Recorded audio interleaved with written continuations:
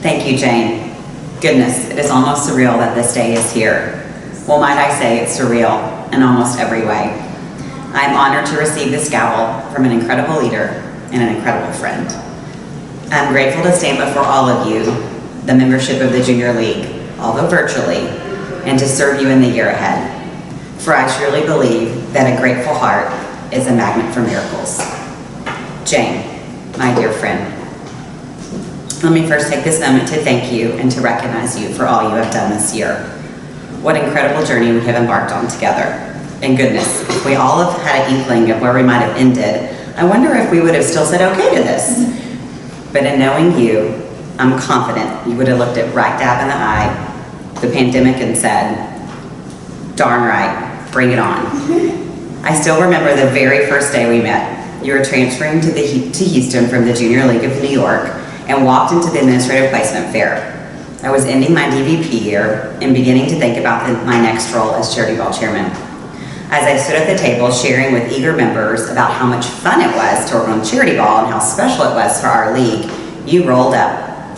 We started talking and you shared about your past experience with cheering events in the junior leagues you had served in Boston and in New York, and immediately we had a bond. I knew I wanted to get to know you more and have the opportunity to work with you. I'll never forget wanting to have you on the Charity Ball team and having to compromise with the incoming FVP who also wanted you to serve in a finance role because of your incredible professional accolades. We compromised and asked if you would be willing to work in 2 positions that year as a development treasurer, serving on finance council, but also on the Charity Ball committee.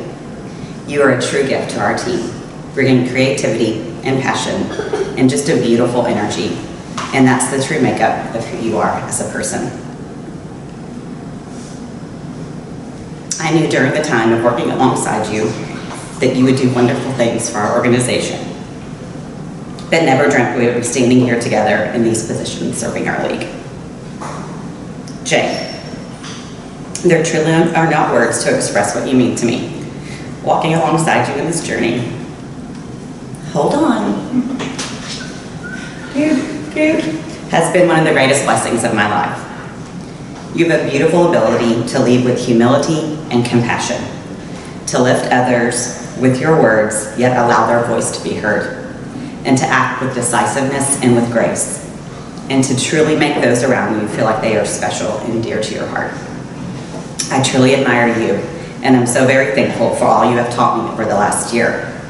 It is so interesting how God places people smack dab in your lives during different phases, and within moments, you know that person is someone you will love for a lifetime. He gave me that special gift in you. I cannot imagine that there would have been a better person to lead our league through the last few difficult, trying months. We joked at the beginning of the year, as each president often faces adversity during her year. We talked about hurricanes and ice storms and financial crashes, and the past of what other junior league presidents have faced. And we pondered what might happen this year. Well, my friend, I think you take the cake. There has never been a president to guide us through a worldwide pandemic. And true to you, you did it with grace and class, and with the heart of our organization and the thoughtful care of our members at the forefront of every decision you made. It was an honor to watch you, to support you, and to be with you. I know that Garrett and William and Ella and little Teddy are so proud of all you have accomplished, not just this year, but in everything that you do. True to your theme for this year, you have truly blossomed in every way as our president, and you have undoubtedly allowed all of those around you to do the same. We are each better because of you. Thank you for all you have done to inspire and guide our league over the last year. I'm eternally grateful for the gift of your friendship, and I look forward to many more memories we will share in our lifetime. As I begin to reflect on the magnitude of today, I think not of the many opportunities in which I have had the ability to serve, but in the people I have shared those experiences and journeys with, to the unbelievable women I have worked and served alongside, who have inspired me, who I have looked up to over my time in the league, many of whom I call my dearest friends. I am forever grateful to each of you. I am motivated, encouraged, and driven by your love for our organization, and beyond blessed to have been given the opportunity to share this journey with you. It would not be possible to accept this gavel today without thanking the people for the reason that I am here, my incredible family. To my parents, who were and still are the greatest role models of service to others, and are the reasons my sisters and I have the foundation of faith, family, and community. Helping others and giving back was installed in me at a very young age. I grew up in a very small, no stoplight, predominantly Czech immigrant community in Central Texas. Yes, my maiden name might have given it away that I'm 100% Czech. And both sides of my families immigrated to the United States. Though they had little financially, they were blessed beyond measure with a family and a community in which everyone was called a friend, and where you just simply came together and helped anyone who needed you. That's just the way it was. My parents lent their hands to so many, to almost every organization, and taught us each to do the same. I remember as a little girl volunteering at the local nursing home and the church and with the less fortunate, and just whenever and wherever I was needed. It was customary that our family would always be there to help, and so we did, and so I am. To my mom, who has absolutely always been the biggest cheerleader for me and my two sisters, who is there in the late hours of the night and the wee hours of the morning to encourage me, to provide me guidance, and to reassure me that I can do anything if I believe in myself and in the goodness of others. She has always been the person I strive to be, and in many times, all I wish I could be. I would deem myself successful in this life if I could be just like her. Thank you, Mom, for your constant love and for always, always being there. To my father, who I know is looking down from heaven, just grinning from ear to ear with his beautiful smile that was truly unique to him.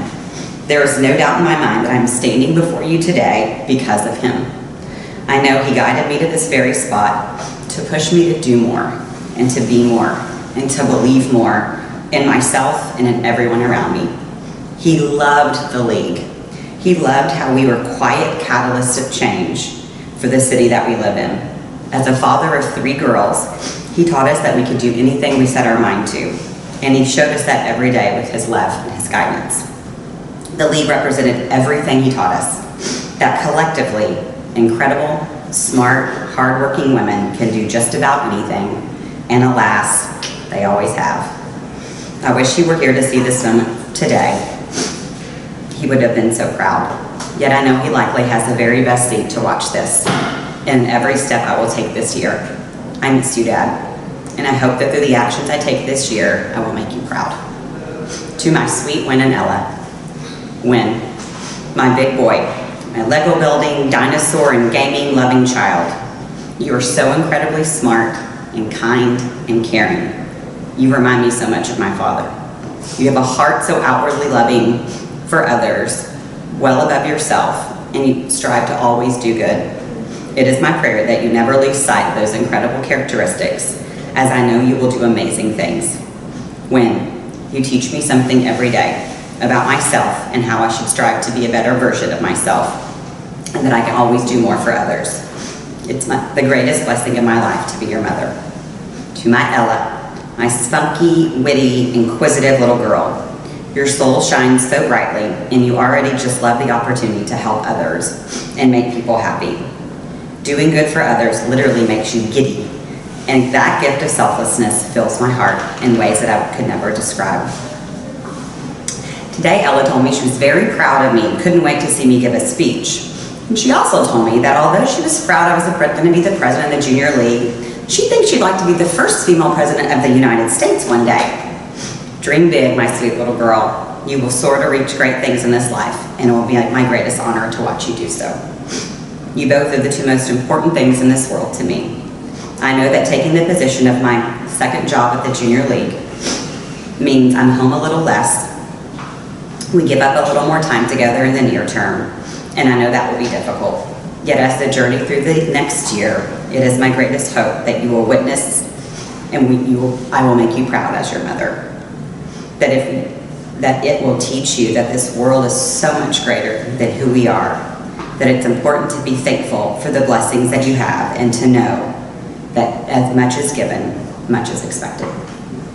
And just like I witnessed my parents doing as I was a small child, that you will witness that in giving of yourself, not because you have to, but because you want to, is the greatest thing you can do in this life. I love you more than words. Thank you for allowing me to pursue this part of my heart. To my husband, Tom, the most incredible and supportive, loving husband. For more than 20 years, you have stepped aside so that I could serve. You have lifted me, held me, and believed in me in times I often couldn't see the path forward or had the inability to see that in myself. You have quietly taken a step back to allow me to pursue my passion of serving this organization. Because you know that it makes my soul happy, it fuels me, and is much a part of me and our family as almost anything has been in our life. The abundance of sacrifices you have made so that I can stand here today are too great to count. Yet you never complain. You remain my constant cheerleader, my steadfast support. You are my rock and my foundation, and you are the one that gives me strength to reach for the skies, to work for what I believe in, and to continue to grow through all of it. It's the countless things that you do each day, homework with our children, making sure they're fed and bathed and supported and loved, while mom is at yet another meeting or on yet another Zoom call, working her second full-time job. I know that there's not a day that goes by that I'm not thankful and grateful to God and lucky enough to live this life with you. I love you. To my fellow league members, I stand before you today in a vulnerable position that I could have never foreseen. When I reflected on what I thought today would have been, filled with a room of smiling faces and surrounded by the presence of my dearest and closest friends and the love of my family, and in the realm of the traditions I hold so dear about this league, it's almost incomprehensible. The things I thought were so meaningful about this day have been put into perspective by what we have all walked through over the last several months. Everything has seemingly changed, and truth be told, I'm not sure meeting standing here before you today how I really feel about it. Almost every thought and plan and vision I had for us and for the year ahead is now different. Truly, vastly different. The uncertainty is daunting, the fear is real, and the loss is profoundly great. If I am truthful, I have questioned why and how we are here. What is the lesson that we are being taught? Who on earth am I to provide guidance or direction to any of you? I have absolutely questioned if I can do this. How on earth can I do this? And as I look for the answers and try to find the courage in those answers and the directions, I still am unsure. Honestly, I don't know what lies in front of us, and I remain at some degree fearful for that. Yet as in every year I have served in this organization, I'm surrounded by the strength and the courage and the brilliance and the optimism of the incredible women of our league. That together we can and we will find a path forward. It will look different. Goodness, it may never look the same as it did before, but we will prevail. Because hope prevails, healing is happening, and courage is infectious. As I believe that vulnerability is the birthplace of innovation, creativity, and change. As I reflect on our 12 founding members who in 1925 must have certainly felt the same way, question, can we do this? Is the task too daunting? Can we collectively create change by simply giving of our energy, our time, and our resources in ways others would not have done or have imagined? I wonder, how did they feel? Was the uncertainty as palpable as it is today? And yet look at where we stand.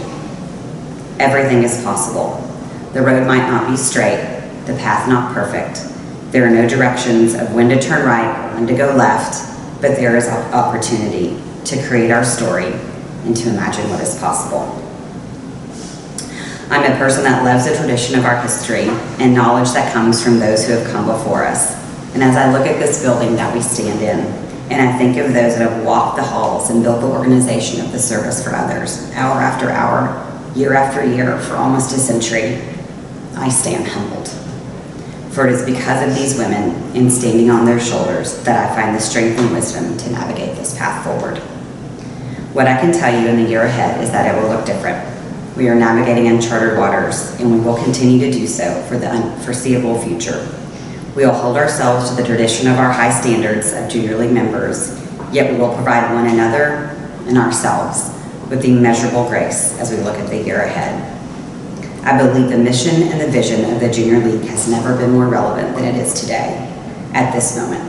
For almost 100 years, the Junior League of Houston has been an organization of changemakers, the creators of innovative solutions to what seemingly seems impossible, the first to jump forward and not take a step back. And if we look at this great city we are so lucky to live in, we will see the reflection of that innovation, that purpose, and that hard work spread across the landscape of our entire community. I believe that we have a choice each and every day, and I choose to feel blessed. I choose to feel grateful. I choose to be motivated, to be thankful, and to be happy. We will reimagine what is possible in the year ahead. We will create unique and new opportunities to serve our community, and we will transform and pioneer the possible. We will lift one another. We will learn from our history. We will absolutely continue to be the change makers of our great city.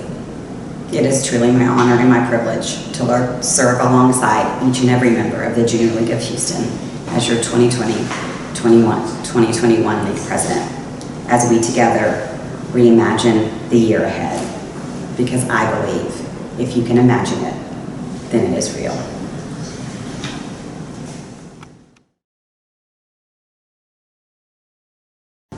And with that, our first order of business is to approve the slate of the 2020-2021 Board of Directors.